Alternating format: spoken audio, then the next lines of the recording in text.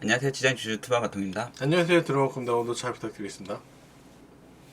오늘 할 주식은 동국제강입니다. 동국제강. 네. 동국제강 많이 이름이 불리긴 하지만 참 애매한 포지션에 있는 제강회사죠. 그렇죠. 뭐 우리는 막 포스코, 현대제철. 그러니까요. 그 다음에 이제 동부, 동국 이렇게 내려가니까. 그러니까. 근데 이거 되게 시총이 1조 넘고 큰 회사긴 해요, 원래. 그죠. 큰 회사인데 애매한 포지션이죠. 네, 그렇죠. 회사 실적이 좀 괜찮아서 주가가 이게 맞나라는 생각이 좀 들어서 가져왔어요. 최근에 보면은 이 회사가 원래는 뭐 후판도 하고 열연도 있고 했는데 회사를 열연 사업 부분을 분할했어요. 이렇게 지금의 동국제강 이름이 됐고, 참고로 2021년에는 미생에서 말하는 철강 온라인 플랫폼 스틸샵도 오픈하고 했습니다. 이 철강을 잠깐만 보면은 이제 크게 보면은 포스코처럼 용광로에서 만드는 게 있고, 이제 현대제철은 전기로 통해서 만드는 게 있어요. 근데 이제 전기로로 하게 되면은 이거를 철 스크랩을 전기로 해서 막 해서 만들어서 이 얇게 한 발렛과 이제 길게 한 막대기 같은 게 나오고, 이거 가지고 뭐 봉강, 형광, 철근, 대형 형광 이렇게 만들고, 용광로에서 만든 거의 특징은 마지막에 보면은 여기서 좀 말아요. 이렇게 여러 코일, 내용 코일 이렇게 둥글둥글 말해서 너네가 알아서 써서 펴라 이런 느낌으로 만들어주고요. 그리고 저기서는 이제 후판이 나오고 이렇게 되는데,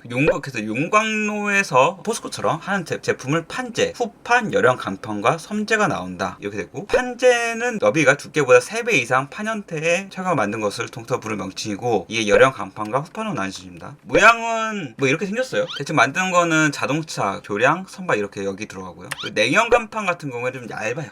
얇은데 이거는 자동차 외판, 뭐 냉장고 같은데 파이프 이런 데 들어가고요. 이게 냉연입니다. 그리고 이제 강관이 있는데, 강관에는 이제 뭐 송유관처럼 이런 데 들어가고, 말뚝 받을 때 다리 같은 데 이런 데 들어가고요. 그리고 후판은 조선 배같이 두꺼워야 되거든요. 이런 데 좀 들어갑니다. 두꺼울 후를 쓴다고 해요. 큰 하중을 견디는 데 들어가야 되고요. 이제 동국제강은 국내 최초로 친환경 에코아크 전기로 어떤 도입해서 뭐 에너지 사용량을 30% 절감하고 했다. 생산인력 360만 통. 이게 회사가 아까 말한 이제 동국제강이 지금 사업부 분할하면서 열연만 하겠지, 회사 전체 보면은 형강, 철근, 후판, 뭐 컬러 간판 해가지고 총 810만 톤을 하고 있고, 동국제강이 있고 동국CM이 있는데, 이거 하얀색 부분은 동국CM이에요. 이것도 상장 사입니다. 이게 제강인데 철은 이제 90% 이상이 재활용이 좀 가능하고, 이제 철 스크랩을 이제 모아가지고 전기로로 이제 만들 수 있고 용해시켜가지고요. 이제 에코아크 전기로를 한다고 했는데, 이 전기로 안에서 샘물이 녹고 있는 상태 유지하면서 철 스크랩을 연속적으로 이제 넣어가지고, 우리는 이제 잘 모르겠지만 어쨌든 에너지를 절일 수 있는 뭔가 설명 안 하는 기술이 있는 것 같아요. 온실가스도 줄이고, 어쨌든 고철 넣어가지고 잘 만들어가지고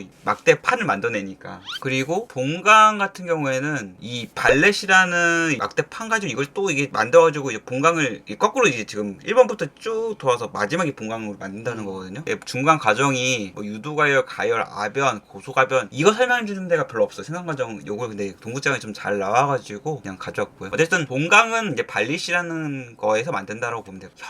형강이 최종적으로 보는 건 우리 디귿 형강, 건설 현장에 있죠. 이런 H 형강, 예, 프로파일 뭐 철강 이건데, 이것도 뭐 발리 볼륨에서 가져와가지고 이것도 뭐 절단하고 계속해가지고 한다. 후판은 이제 두꺼운 슬래브를 가져와서 보면은 중간에 뭐 냉각도 시키고 열처리 시켜가지고 후판을 만든다고 합니다. 중간에 이제 동국제강이 최상의 아변 기술 뭐 누르는 거죠. 그래서 후판을 만든다. 뭐 조선 쪽이 좋아지면 후판도 당연히 잘 나갈 거고요. 이 동국CM 쪽은 주로 컬러 간판 쪽 많이 하니까, 여기가 뭐 글로벌 넘버1 코티드 메탈 생산 기업이라고 하는데 냉연 사업 부분을 담당하고 있고요. 그리고 계열사 중에 뭐 인터지스라고 여기는 운송회사예요. 참고로 동국CM은 시총이 좀 작아요. 1,800억밖에 안 되는데 밑바닥을 줍고 있네요. 그쵸. 전 동국CM도 나쁘지 않다고 생각하는 게, 이게 퍼 10에 지금 PB 0.2인데 동국CM이 물론 이제 작년에 실적이 아주 개차반이긴 했어요. 그 분할하면서 지금 마이너스 뜨긴 했거든요. 근데 이제 마이너스 떠서 사실은 일단 넘어간다. 다음에 봐야겠다. 다음에 이건 보려고 하는 동국제강인데, 지금은 시총이 5천억이에요. 이게 5천억인데 이게 봐봐요. 이게 지금 영업이익이 이게 지금 분기에다 한 500억 쓰면서 연간 3천억의 매출이 4조예요. 그렇죠. 그래서 3천억을 버는데 시총이 5천억이라 내가 지금 뭔가 잘못 봤다는 생각이 사실 들었거든요. 이게 말이 되냐 이게. 그렇지. 이게 너무 말이 안 돼. 그래서 제대로 이제 손익계산서를 보려고 이제 딱 들어가서 사업보고서를 봤는데, 제 연결로 말고 그냥 별도로만 봤을 때 그래도 지금 제가 단위를 이게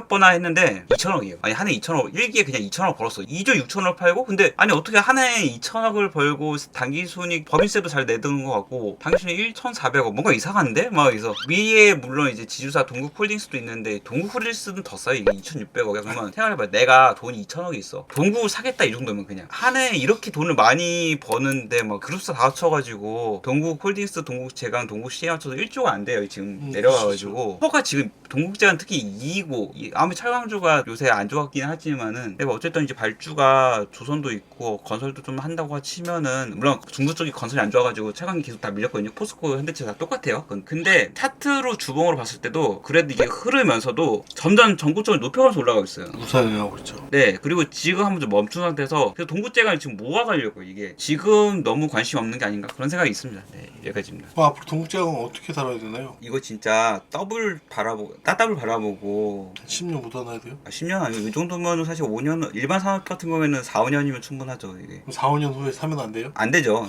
이게 시장 관심 밖에 주라서 언제 오를지 모르거든 사실은. 그럼 작전할 수도 있겠네요. 너무 오래 걸리는 게 문제긴 하죠. 누군가 그럼 기사를 터뜨려야 되는데 시총 5천억이면 사실 해볼만 한데 시총 5천억이면 기사 뜰만 하지 않을까요? 그쵸. 근데 회사가 의지가 없나? 약간 주가를 올리려는? 뭐 어쨌든 제강회사 중에 높은 회사니까 그런 개념 아닐까요? 돈을 못 버는 것도 아니고. 그리고 여기가 이게 주봉을 보면 대략적으로 밀리면 한 달간 쫙 밀리고 그렇죠? 그래서 한 달간 꾸준히 올라요. 이게 약간 흐름이 있거든요. 근데 이제 좀 한 달간 좀 밀렸기 때문에 전 지금 시점 괜찮은 것 같아요 사실. 여기까지입니다. 그럼 앞으로 동국제강은 계속 구매하실 건가요? 지금 가격은 사야죠. 예. 향후 좀 길게 보면서 산다? 네, 사죠 이거는. 네, 알겠습니다. 마칠까요? 네. 시청해주셔서 감사합니다. 동이었습니다. 드럼 컷습니다. 감사합니다.